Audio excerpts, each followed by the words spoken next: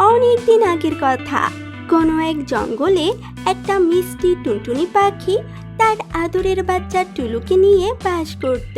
টুলু খুব ছোট ছিল, সে উড়তে পারতো না। তাই টুনি টুলুকে বাসায় রেখে খাবার খুঁজতে যায়। ছোট্ট টুলু বাসায় একা একা খেলা করছিল। দূর থেকে টুলুকে বাসায় একা দেখে দুষ্ট কাক টুনির বাসায় আসলো। কিরে টুনির ছানা, একা একা বাসায় কি করছো? তোমার তো খেতে পেয়েছে, চলো আমি তোমাকে খেতে দেব। খেতে পেলেই আমি তোমার সাথে যাব কেন? এই, তুমি এখন যাও তো, আমার মা এলে পরে এসো। তুই তো দেখছি খুব পাকা, দাঁড়া তোকে মজা দেখাচ্ছি। দুষ্ট কাক খপ করে টুলুকে ধরে ফেললো আর গম গম করে খেতে থাকে। ছাড়ো, আমাকে ছাড়ো। কাক টুলুকে খেয়ে অন্য একটা গাছে গিয়ে বসলো। অনেকক্ষণ পর টুনি তার বাসায় ফিরে এলো। সে তার ছানাকে বাসায় দেখতে না পেয়ে প্রচণ্ড ভয় পেয়ে যায়। কি, আমার টুলু, আমার ছানা কোথায় গেল? টুনি পাশেই একটা গাছে দুষ্ট কাককে দেখতে পেয়ে রেগে মেগে বলে, পাজি কাক, তুই আমার বাচ্চাকে খেয়ে ফেলেছিস, তাই না? আমি তোর বাচ্চাকে এখনো খাইনি, তবে আমার কথা না শুনলে আমি তোর বাচ্চাকে সত্যি খেয়ে ফেলবো। তার মানে আমার বাচ্চা এখনো বেঁচে আছে? হ্যাঁ, তোর বাচ্চা এখনো আমার কাছে জীবিত আছে।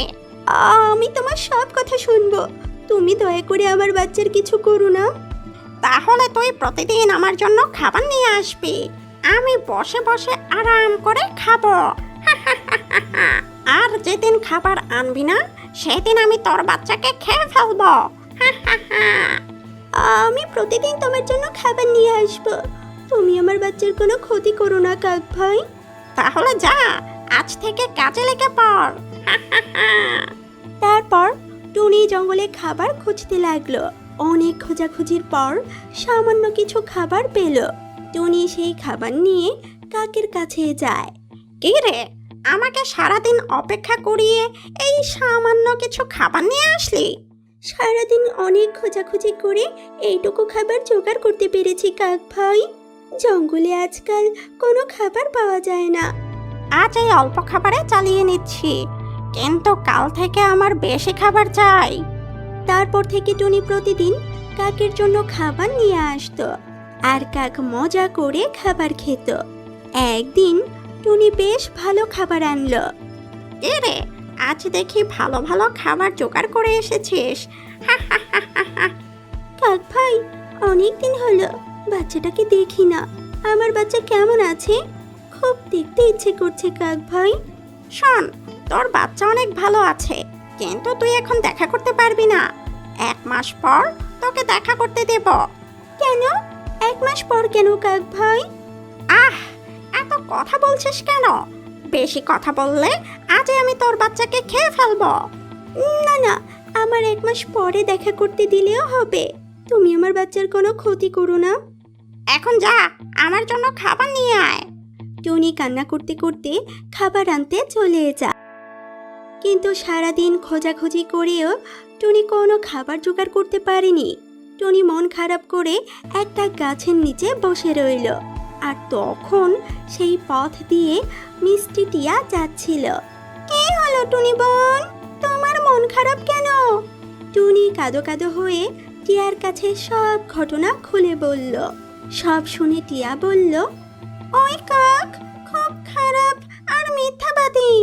একবার সে আমার একটা বাচ্চাকে খেয়ে ফেলেছিল, কিন্তু সে আমাকে বলেছিল আমার বাচ্চা জীবিত আছে। পাজি কাক 3 মাস আমাকে দিয়ে খাবার নিয়ে খেয়েছে, কিন্তু আমি অবশেষে জানতে পারি সে আমার বাচ্চাকে অনেক আগেই খেয়ে নিয়েছে। তাহলে কি আমার চুলুকেও খেয়ে ফেলেছে? আমার তো তাই মনে হচ্ছে। ওই পাজি কাকের কঠিন শাস্তি হওয়া দরকার। শোনো, আমার মাথায় একটা বুদ্ধি এসেছে। টিয়া টুনির কানে কানে তার বুদ্ধির কথা বলল। তারপর টুনি খুশি মনে কাকের জন্য খাবার নিয়ে যায় আর বেলগাছের নিচে খাবার রেখে বলল, কাক ভাই এসো, তোমার খাবার খেয়ে যাও। আজ আমার খাবারটা এখানে রেখেছিস কেন টুনি? কারণ এটাই তোমার জীবনের শেষ খাবার। আমি আর তোমার জন্য কোনো খাবার আনবো না। তোর এত বড় সাহস, তুই আমাকে ধমক দিয়ে কথা বলছিস? এবার আমি তোকেও খেয়ে ফেলবো। তখনই টিয়া কাকের মাথায় একটা বেল ফেলল। আ ওরে বাবা রে, মরে গেলাম রে। আ দুষ্ট কাকের মাথা ফেটে যায় আর কাক সেখানেই মারা যায়।